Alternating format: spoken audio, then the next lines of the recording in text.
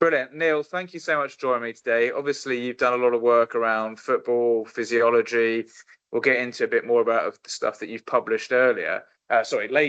But what I wanted to specifically talk about today was the World Cup and the hidden performance challenges behind that. So I'm probably going to talk as little as possible and let you, the expert, kind of answer the questions, as it were. So with the World Cup expanding to 48 teams and more travel demands, what physiological challenges do you think the teams will be underestimating? And could squad depth become more important than talent as a result of the accumulated fatigue that they might be facing during the tournament? Yeah, you got a couple of interesting points there. I doubt anyone's underestimated it. I reckon that the successful teams will be on this straight away. I think part of the challenge is that this is occurring at the end of a season. We've got teams that have only just finished playing the weekend gone. You look at the Champions League final, that sort of stuff. A fair proportion of those players are going to be first team starters in the World Cup, and they're going to have 2 weeks or so before the first game coming up. So it's almost a case of trying to manage some of that fatigue.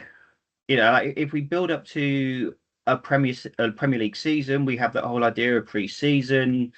They've had a bit of a break. They build up the fitness with the idea of trying to get all the way through to sort of like April, May following performance.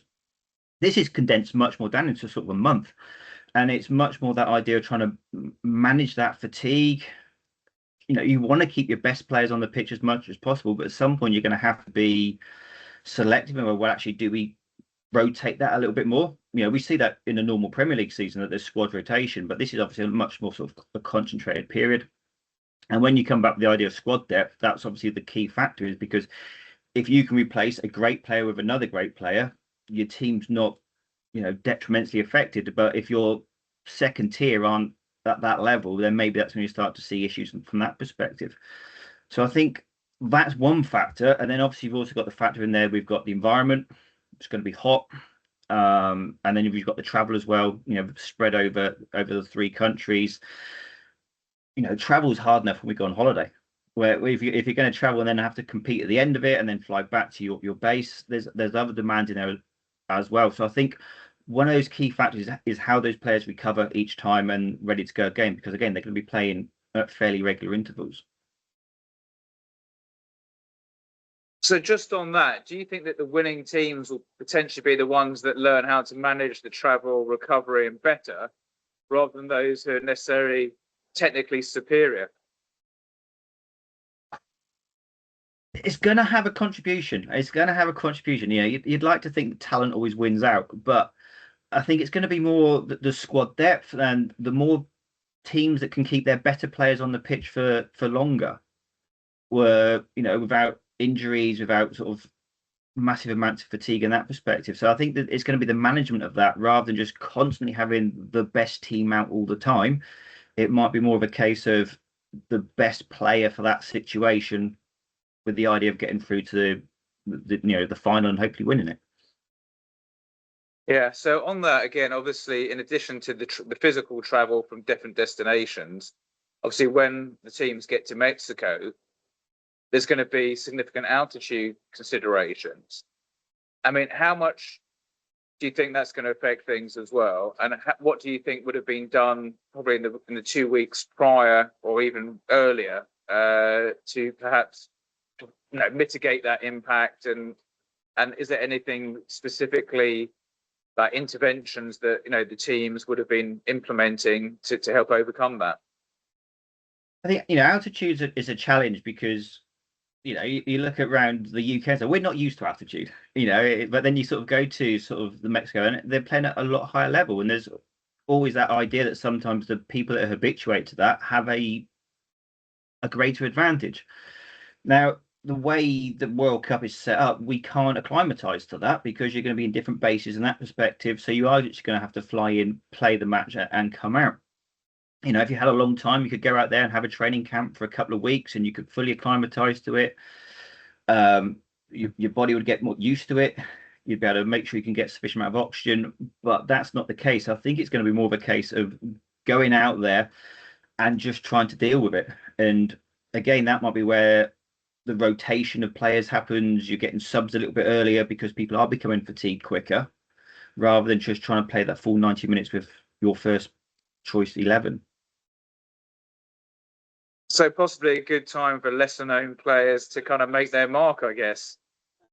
I think it's got a good chance, because often we see players that come to the fore in a World Cup. They're obviously not bad players because they're in the 26 or whatever selected players, but they're not your A-listers, I suppose, in that regard. But actually, it gives them the chance to come through, develop, maybe score some goals or whatever. And that's when you sort of see these big transfers occur, often sometimes after a World Cup as well. But I mean, obviously, the modern footballer, the modern game has changed a lot. I remember back in the late 90s, I was going to Tottenham pre-season and I was talking to the players, and I would say a good proportion of them had put on quite a lot of weight over the summer, and some of them were even smoking. So things have definitely changed a lot. I mean, in terms of the elite players now, routinely, are they doing more distances than they did a decade ago? Are they approaching their physical limits more? And how has football become more demanding, I guess, than it was, say, 10, 15, even 20 years ago? The distances have gone up a bit, but the bit that really has gone up is the high intensity distances. So there's a lot less sort of walking around and that sort of stuff. It's a lot more go, go, go, go, little rest, go again. And that obviously takes a lot out of you because it's that sort of repeated sprint, high intensity aspect that is really demanding. The accelerations, decelerations, turning, throwing, jumps, tackles, and all those kind of aspects. That is what's physically demanding. We could run, if you look at someone that runs 15 kilometers in an hour and a half, that's not excessively quick. We could, a lot of us could do that quite easily, but you try and do that when you have to try and juggle the tactical decisions, the fact that you're doing quite a lot of this at maximal speeds or near maximal speeds, and then stopping and accelerating. That's all the bit that really makes the pain the day after. Your delayed onset muscle soreness and that sort of stuff. It's those bits that are demanding, and that's where the recovery bit becomes more important because we need to go again. So in terms of tournament fatigue, then, what do you think is likely to deteriorate first? Is it the speed, endurance, strength, cognitive decision making? And what can sports science do to kind of predict when a player is going to hit that kind of wall? And again, what kind of interventions can be put in place, do you think? So it is generally the high intensity distance stuff that starts to be impaired first. You start to run out of muscle glycogen, you get some muscle damage. It's harder to hit those top speeds. Again, you can plod along at a fair pace without too much issues, but a gentle jog isn't going to get you end of a cross to score the winner or whatever. So it's that sprint that's the important bit. Again, some of this comes back to sort of squad management, monitoring fatigue. They might look at things like resting heart rate, the submaximal heart rate, jumps, all those to give an indication. But there's still the idea of actually just asking the player, how do they feel? Do they feel recovered or not? Because a single jump, isn't going to say everything. And actually, sometimes it's important to view a player as an holistic individual. They're not just a sprint speed, a jump height, a heart rate. There's all that sort of the psychological aspect that goes into it. Are they feeling recovered? Has it taken a lot out of them? Did they make a bad choice in the last game? And get a card or whatever. So it's all that bigger picture. So it's actually looking at everything, and we can monitor so much, but then it's having the time to do something useful as well. And like you could monitor everyone's, fatigue, their recovery, and that sort of stuff. If you've only got 2 games or 2 days between a game or 3 days between a game, you can't put a massive amount of intervention in place. You can restore their muscle glycogen by giving them carbohydrate. You can hopefully maximize recovery of muscle with protein and those aspects. You can give them fluid, you can give them electrolytes if they've sweated a lot, and a lot of the electrolytes in that aspect. There's the really important factor of sleep. We can do all these clever things, but actually sleep is still an amazing recovery tool, whether you're a footballer or just someone that has to to have a 9 to 5 job and those aspects.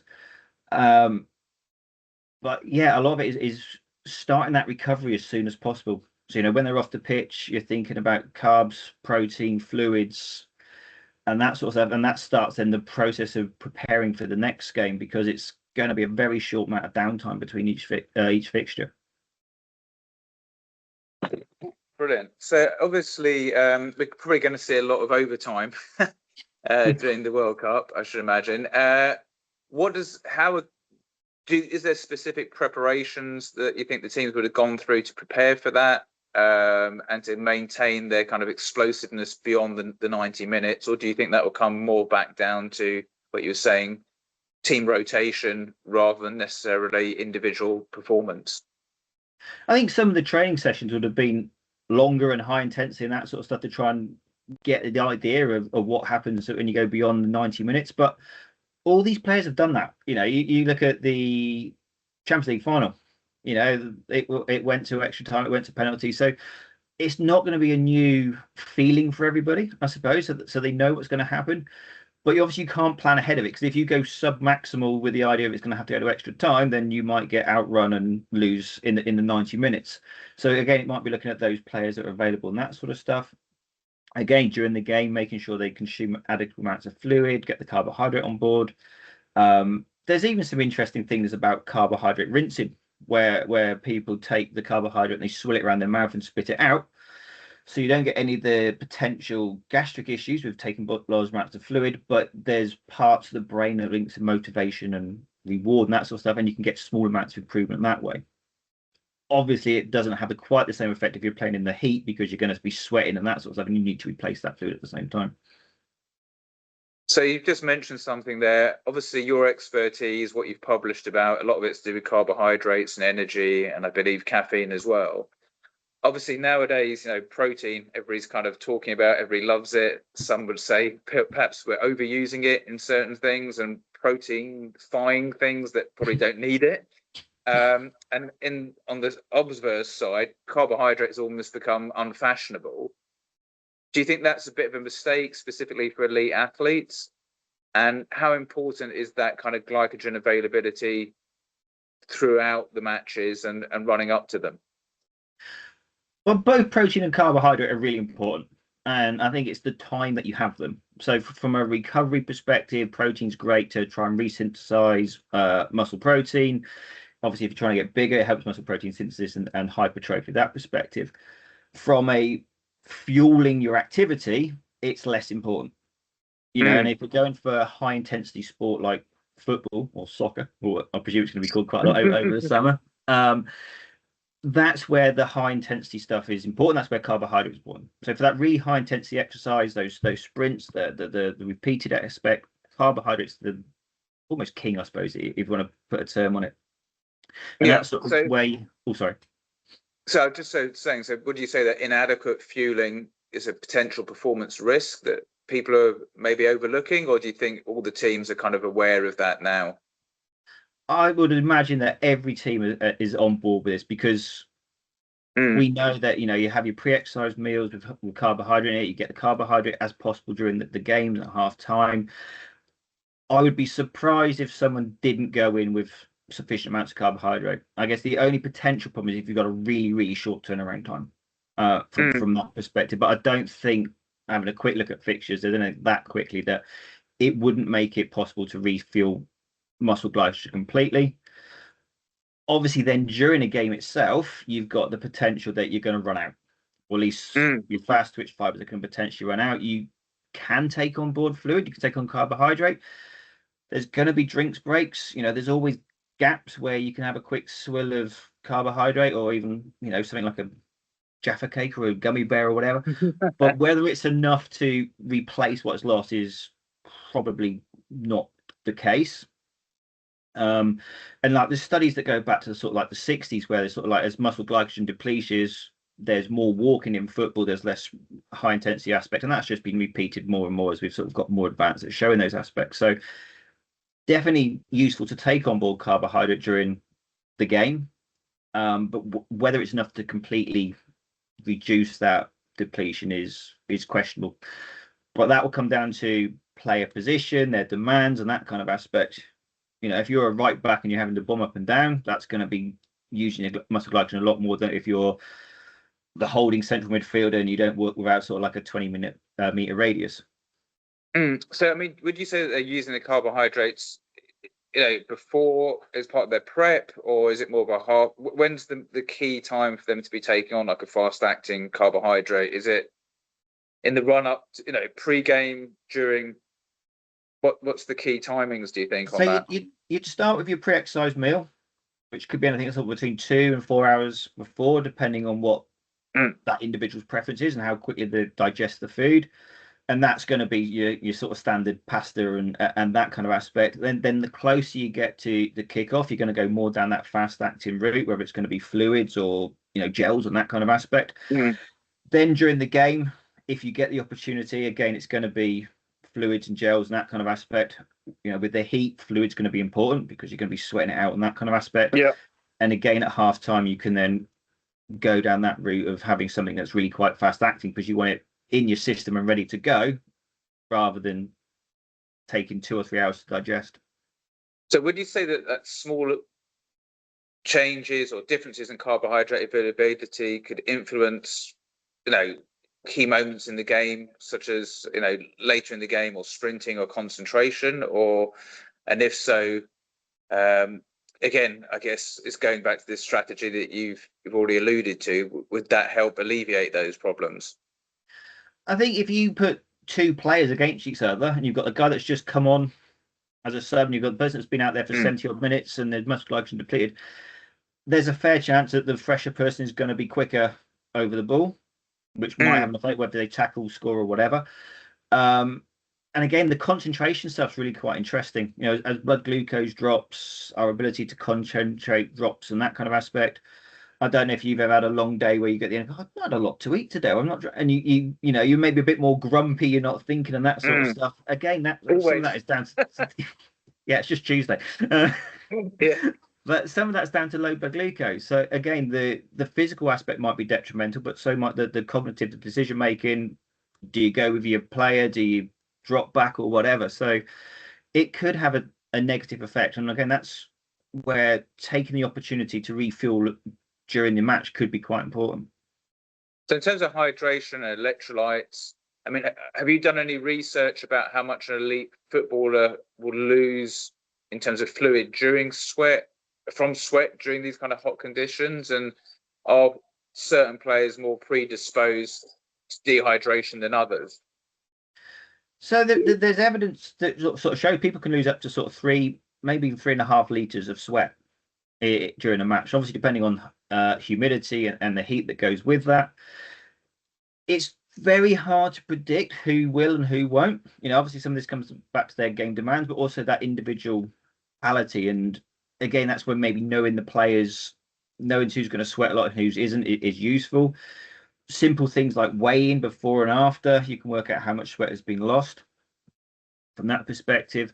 And again, I wouldn't always want to just tell people to drink loads, because it's very easy to overdrink and then you get dilute sodium, so you get hyponatremia, and again that can cause you to faint and those kind of aspects. And from a general population perspective, drink when you're thirsty, and a little bit of dehydration's occurred at that point, but it's almost like the safest mechanism we've got.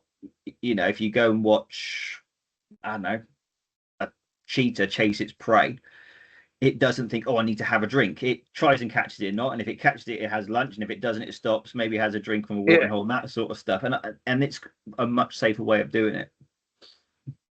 So, I mean, the previous conversation I had with Dr. Gary Bartlett, he was talking about, he alluded to, again, personalised hydration, which I think is probably more an area of expertise that you've got.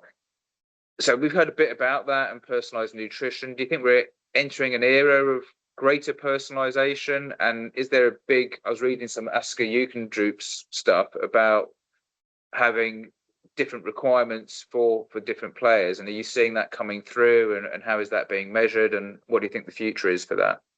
I think the more individual we get, the better, because we are treating those people as separate entities, I suppose. And like I said earlier, about actually how everyone responds is very different. And again, you look at there's 11 players on a pitch, one's in goal, potentially doesn't move a huge amount, but then you've got the other ones, depending on how the game has been played and that sort of stuff, might have had done a lot of running, might have done not a lot of running from those aspects. Again, throwing the heat, throwing the altitude, how they react is going to be very different. I think historically you'd give everybody the same meal and go, oh, there you go. And now maybe it's down to we are more aware that everyone responds differently. So we can give them individual meals, individual drinks. And some of this might just be down to taste preference.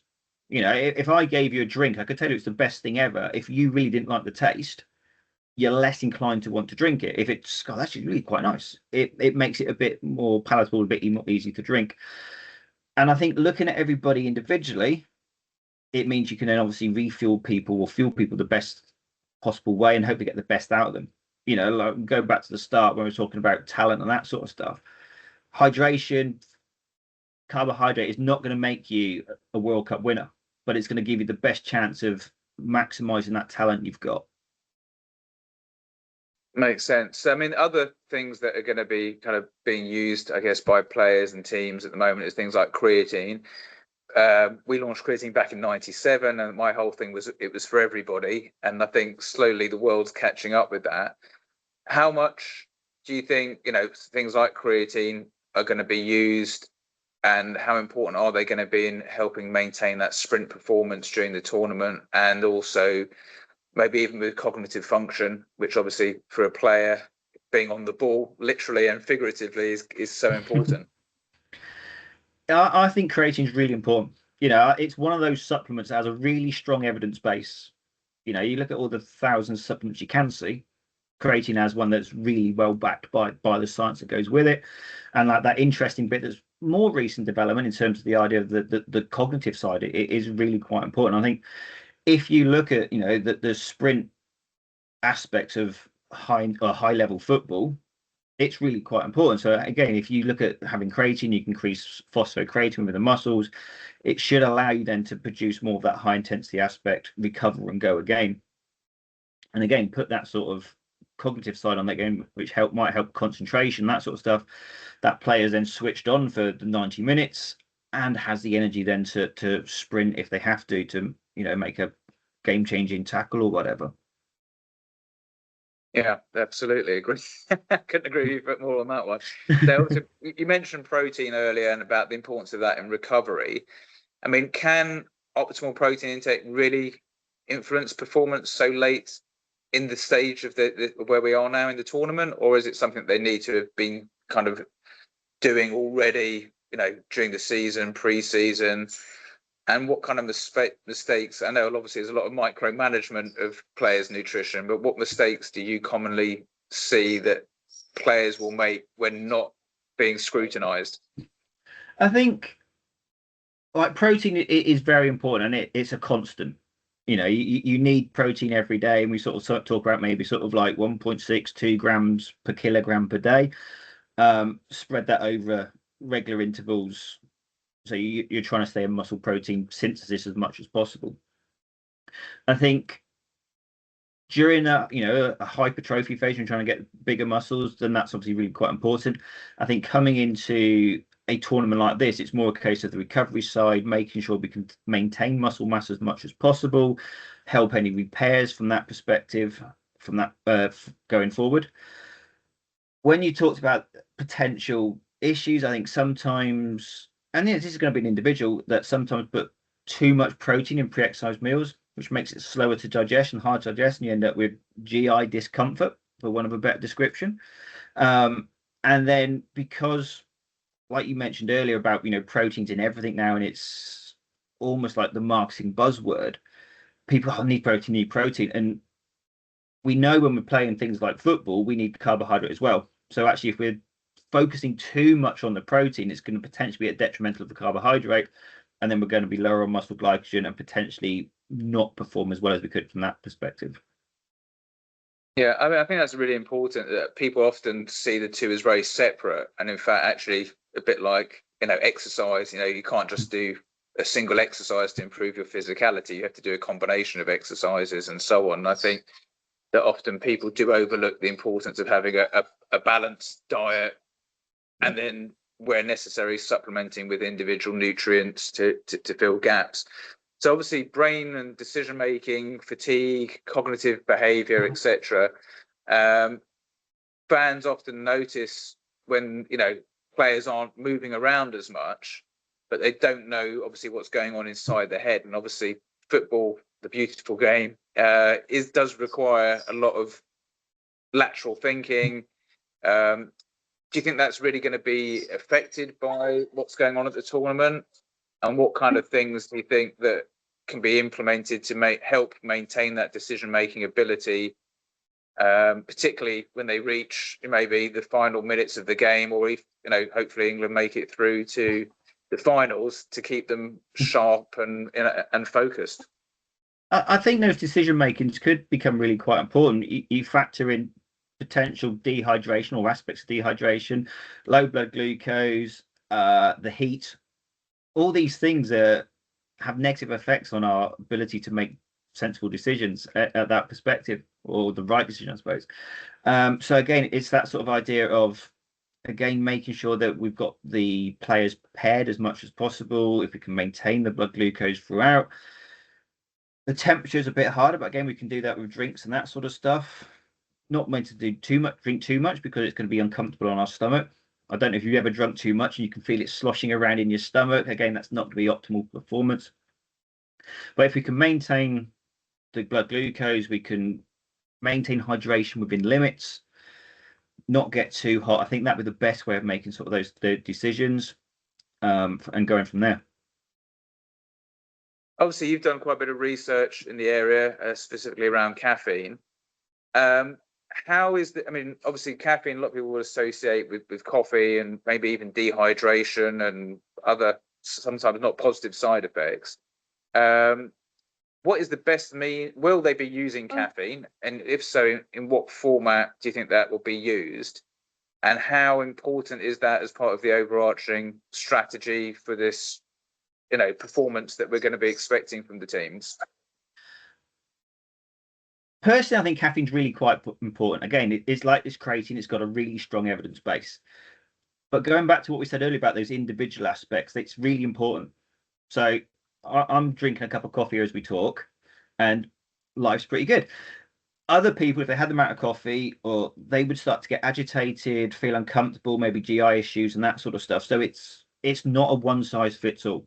And if anyone ever tried caffeine for a sporting context, they need to try it in practice first and at a low dose and sort of see where they go.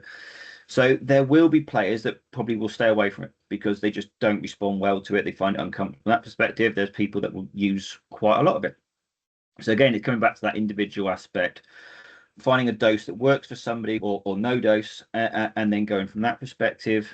When you talk about the hydration stuff, we do associate caffeine with dehydration, but actually when we play sport, it seems to have a whole lot less of that effect on it, because your body's more interested about conserving that water for maintaining blood volume and those kind of aspects. There was an interesting study about 10 years ago, it might even be longer, but they actually say a moderate amount of coffee in your diet can actually contribute to normal daily water balance anyway. So you do go to the toilet more, but then obviously if you're consuming more fluid, it's logical what goes in probably comes out one way or the other.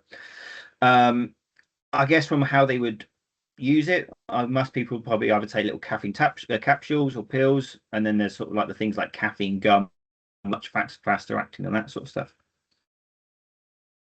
So other than the nutritional strategies, what do you think is going to be going on behind the scenes in the changing rooms? Or, we hear a lot about cold plunges, red light therapy, etc., etc. I mean, how much of that is real science-based? How much of it were being used? Or do you think a lot of that is kind of more marketing and PR?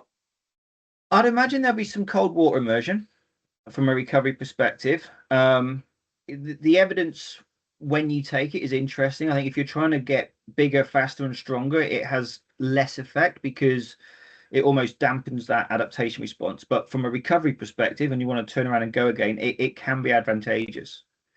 It might be psychological to a certain extent. So again, it might be individuals that take it from that perspective. But I certainly think there's the merits in those aspects. Again, but then there's also sort of things, just basic sort of gentle cool downs and that sort of stuff, making people feel better from that perspective. And then ensuring they're in a position where they can get their sleep. I came back to that from earlier, I still think the sleep is going to be a really important factor, which might be an issue if people are traveling, but they have got a base. I'm sure they've got people that have sorted out their beds and their pillows and that sort of stuff, which I think would be really quite important. Yeah, thank you. So the other thing, obviously, we're seeing a lot of supplements being targeted at footballers now. What 2 or 3 would you say are the ones that, I think we've covered it anyway, but just for people to let's say you're a five-a-side player, you're Sunday league, you're not necessarily a pro. If somebody's going to choose 2 or 3 supplements to support them in their game, match, preparation, whether it's in the gym as well, which 2 or 3 would you recommend, and why? I'm gonna have to do some maths now to work out which. So, like we've already talked about things like creatine, which I think is one of those supplements that is beneficial to everybody. Help develop muscle mass, recovery in that perspective. We can then look at things like caffeine, which does have some benefits. But again, if someone's trying that, they really need to try it in practice first and low doses rather than going straight in and go, oh look, I'm going to have 2 of these capsules or whatever, because that could end up in a world of pain. Then we sort of start to talk about, well, if we're talking about preparation, then protein can be important, but then that's not to say we can't get protein from our food. And actually, I still think before we get onto supplements, we probably need to think about actually, are we getting enough protein in our diet? Are we going to get enough carbohydrate as well as fruit and vegetables and that perspective? Yeah, because although we have a supplement company, I'm definitely a strong believer in food first. I think that the issue is the food that we eat now isn't as good as it was 10, 20, 50 years ago in terms of nutrient density. And also, I think our lifestyles now is about convenience as well. And then obviously you've got various people with dietary concerns, whether it be gluten-free, lactose-free, etc., etc. So 100, just want to put it out there, I do 100% agree with you that supplements should be seen as supplementary to a good diet, not a crutch to lean on. Oh, definitely, and I think that they do have a role. If you look at something like beta alanine, we can't really get enough that's useful in our diet, and it's a supplement that's growing in evidence that can be beneficial. But again, if you've had no carbohydrate all day, and then you just give someone some caffeine or whatever, they're not going to suddenly be running around for the full 90 minutes. So again, it's that sensible approach that a supplement can be advantageous, whether it's to go beyond what we can get from typical food, or whether it, to some extent, it can be convenience. Like post exercise, if you've gone and worked really hard, you might not want to sit down to a big bowl of tuna pasta, but you can have a protein shake or a recovery shake, and you can sit that away. You get some hydration, you're getting your carbs, you're getting your protein all in one go, and then 2 hours later, when you're home and feeling more ready and normal to eat, you can then have your proper meal goes with it. So I think that they can work together.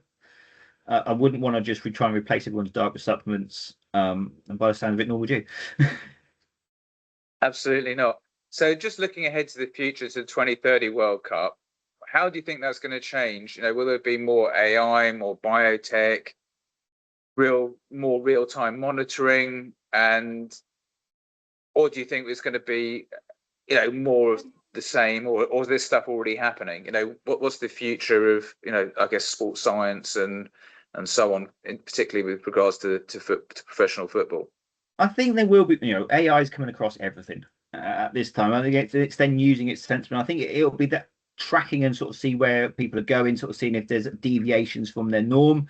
From that perspective, we still can't track everything. We still don't get what's happening between someone's ears at that time perspective. We can look at how they're performing. We can, if we really want to, we can measure their muscle glycogen, blood glucose. But again, do we have time to do anything with it? So it's probably less likely to happen.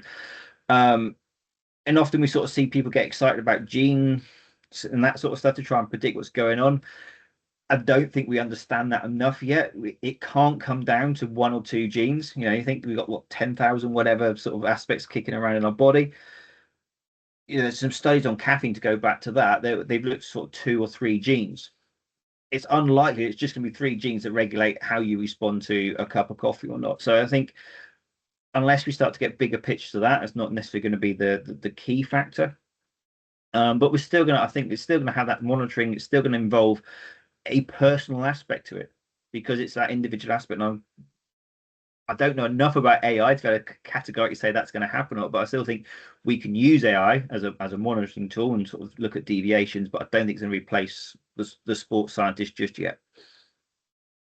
Good to know there's some jobs in the future.